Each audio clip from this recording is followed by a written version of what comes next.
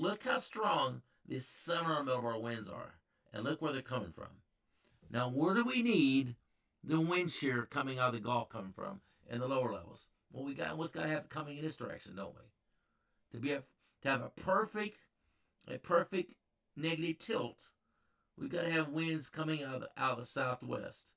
Is what we got to have. And if we got a wind coming out of the southwest, we have a perfect negative tilt here. Now, what does the winds look like coming out of here? Okay. And let's look at it. See. And look where we got winds coming out of. Yep. We got it coming out of the southwest. Now, it's not exactly what I call a perfect negative tilt, because a perfect negative tilt would have winds coming a little bit further out of the west. But nonetheless, y'all, we have a very good... Now, look what's happening here, though. Look at the difference. Look at these lower level winds here. Look how strong they are. We have a much higher wind shear in the lower levels, don't we? So what does that mean? That means the setup here for tornadic activity is much higher right now. Now, again, there's no certainty to this. We're looking well over a week out at this right now. We're well over a week out. So we don't know for sure. Can I please show the lower portions of the Deep South? I keep on forgetting when I go into the central region, it does not give me that. I have to go to South Central. Sorry about that. If I showed really strong thunderstorm activity down there, I would always show that down there, though. I promise you that. And unfortunately, fortunately, right now it does not appear that those... Yeah, it does too. Sorry, it does. Not the Deep South there. It doesn't look like of Texas. The very southern tip. But y'all, this looks like some really bad stuff. Look at that. Look at that moving through Louisiana right there. Again, this is Thursday the 20th.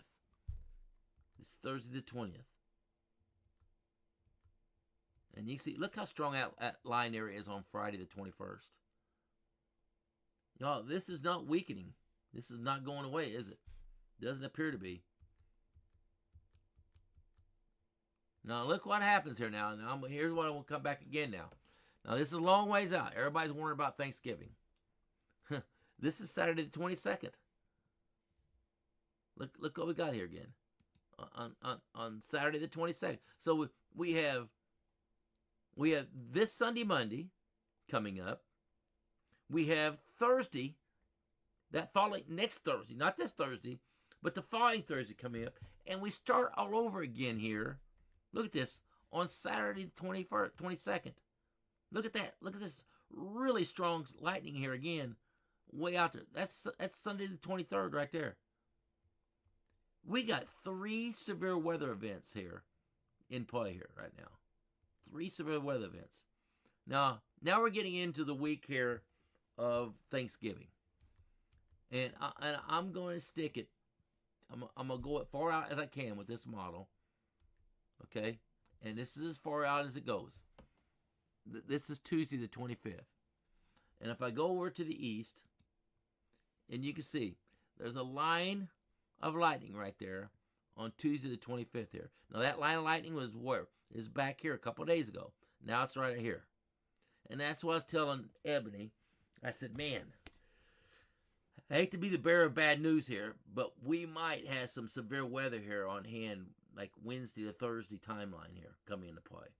Now, timelines here could be different some. But if you look at there on Tuesday the 25th, you can see a line of severe weather right there in the panhandle right there. And that's going to be moving through Florida. That's going to be moving through Florida eventually, some way or another.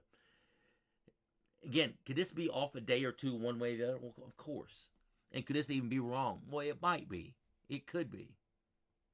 But y'all, when it comes to lightning here on the European model, it seems like it's fairly accurate with timeline for the most part. For the most part. Now, if I go back here to the South Central region again, and what do we have in play back here?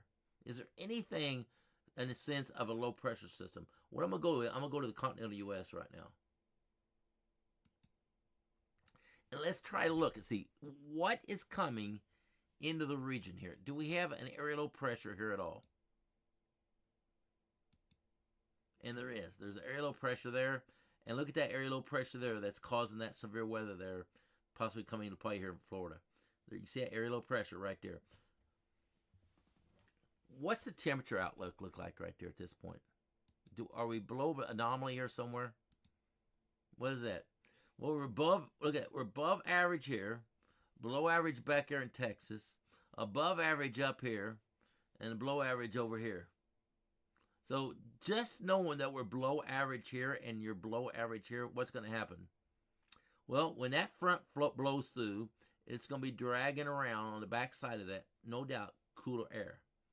So right now, if you want to know what the European model is giving us, say into Thanksgiving. Now I'm just imagining this at this point in time. Probably for the Southeast, we're going to be looking at below average temperatures more, as a possibility here once that front comes through and picks up its cooler air mass here. More than likely, that's what's going to happen. Can't be certain of that. So I don't know. And we got that. Yeah, we have it cutoff low. And that cutoff low shows up right there. There's that cutoff low that we seen there on. Remember that cutoff low I showed you there on. Let's go back to the stratosphere again here a second.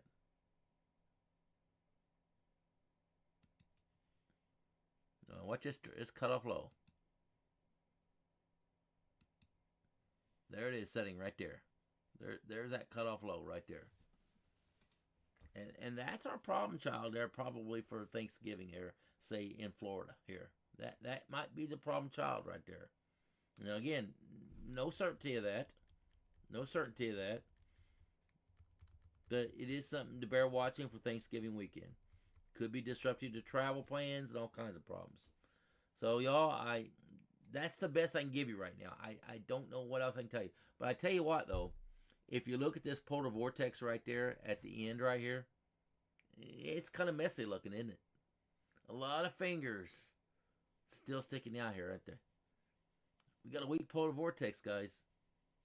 And that's a sign that we're going to have a lot of cold air coming in place yet.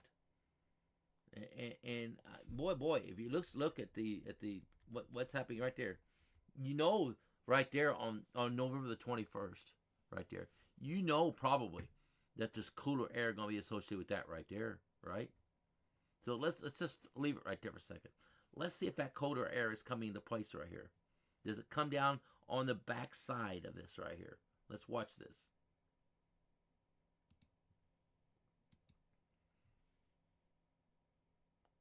Let's put up anomaly. Now let's watch this. Is that cooler air coming? There. Is it coming up? Yeah.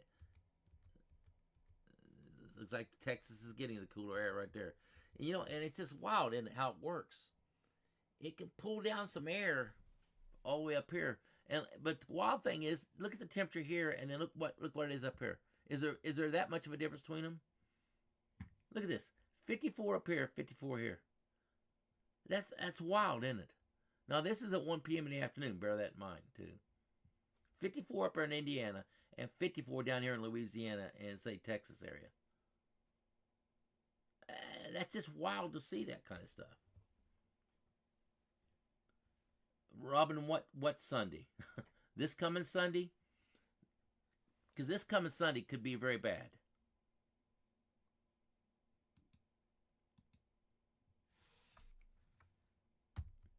Again, this coming Sunday, I'll go forward here.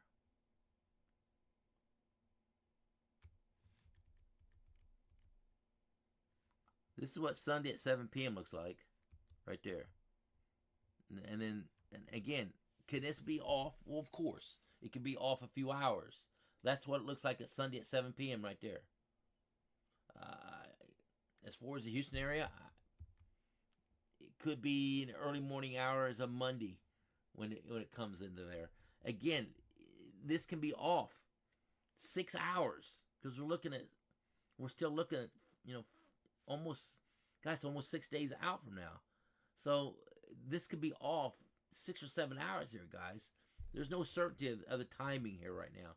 So all I'm worried about right now is showing you what what the possibility of severe weather there is, and it is possibility of getting some severe weather there in Texas and Louisiana coming into play there on the Sunday Monday timeline. Exactly what time it shows up, I can't be that specific right now. Don't know yet, but there is bad weather that's moving into play there in that Sunday Monday timeline there in Texas. It does appear. Y'all, that's about all I can tell you right now. Here's snowfall potential for this entire timeline here. I'll show that before I get out of here. Maybe some more snow there in Indiana and Ohio Valley. I told my brother, I said, Barry, I tell you what, man. I said, the forecast for you guys, and I said, I'm just being honest. I said, but the forecast for you guys up here, I said, is below average temperatures and above average precipitation. And he says, okay. I said, well, you know what that means, right? He said, that means probably freezing rain and snow, doesn't it? And I said, yeah, that's exactly what it means. When you have below average temperatures and above average precipitation, that's always a sign of some frozen precipitation of some type. So those of you in Ohio Valley, you got snow last night that caused some very dangerous weather, right? You seen that? Well, the same thing, okay, might come into play again tonight. Now, I'm showing a European model here, and it doesn't look like right now. Let's see if there's any other precipitation coming to falling. Let's look at rainfall totals here. Does any more rain here say happen after midnight tonight? Let's watch. And gosh, what time is that coming to play there? You see that other clipper coming in down here out of Wisconsin there. That's at 4 a.m. right there, 5 a.m. So you guys in Illinois, now listen to me there in Illinois, northern parts of Illinois. You got some precipitation coming out of Wisconsin there in Illinois in the overnight hours right there. It only shows 1/10. Now, is that snow? Or is that a little bit of rain coming down, causing black ice right there? Be careful coming out your door and getting in your car to go to work there in northern parts of Illinois, including maybe they're in parts there of Indiana. You can see right there in Indiana that there's a little bit of frozen precipitation coming in about 5 o'clock, 6 o'clock in the morning right there. You can see it coming through there. Let me show you the hourly. Watch this hourly. You see it moving through right there. So what's the temperature look like tomorrow morning at 7 o'clock when that precipitation is coming into place there, say there in southern Indiana? What does that temperature look like at that point?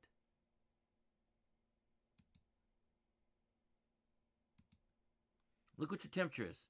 27, 28 degrees. So what would happen if that's rain, just a little bit of rain coming down there on those roads with 28-degree temperature with a little bit of precipitation coming into place? Y'all, just like this morning, you had black ice on the road. You may have black ice again on the road there again tomorrow morning. All right? Could be some more black ice coming into play. Y'all, so be careful, Illinois and Indiana, for some more precipitation that could be black ice looking. Okay? I'm going to call my brother and tell him, be careful, man. You walking out that door tomorrow and getting ready to go to work. He was stuck in a first pile up was around 15 cars.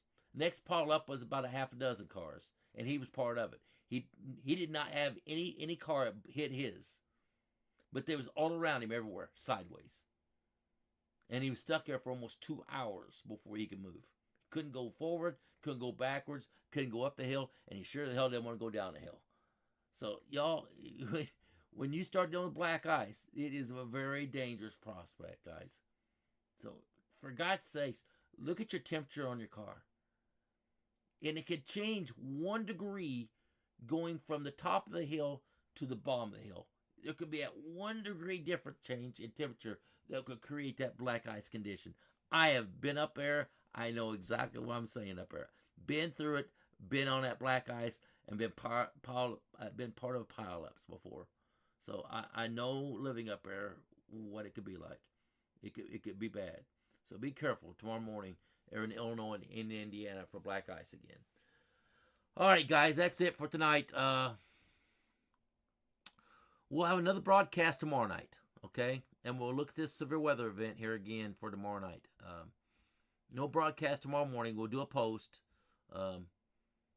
and I'll do a post, and we'll keep you apprised as to what's happening tomorrow morning. Do be careful on these roads here in Southern Indiana. You've seen that precipitation coming into play right before you get ready to go to work. It could be black ice, guys. Do look at all the solar space weather information. James has been posting a lot about y'all. Have y'all noticed that you're having some communication issues? Well, that's why. That is why, because we're having lots of solar flares coming off the sun right now, and I mean some big ones, and it's affecting the United States and Earth immensely. And I say this all the time. The sun controls our weather, y'all. It always does. It is the sun that does control our weather.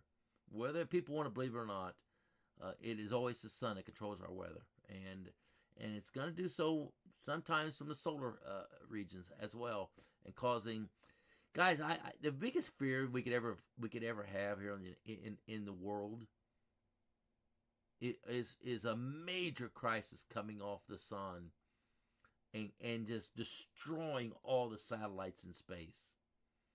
That would be our very worst nightmare in the whole world, is destroying a bunch of satellites in space.